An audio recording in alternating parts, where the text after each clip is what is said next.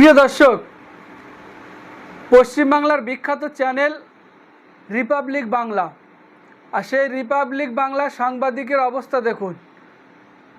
গত 30 থেকে 40 বছরে এমন বৃষ্টি কলকাতার বুকে হয়নি, আর সেই বৃষ্টির জল কলকাতার বিভিন্ন জায়গায় জমে গেছে।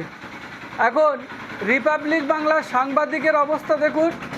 সেই রিপাবলিক বাংলার সাংবাদিক দর্শককে বলে দিচ্ছে যে দেখুন সাঁতার কাটা যাবে, তারপরে দর্শক গিয়ে সাঁতার কাটছে আর সেই ভিডিও উপস্থাপন করছে। তো চলুন আগে ভিডিওটা দেখে নেওয়া যাক, তারপরে কথা।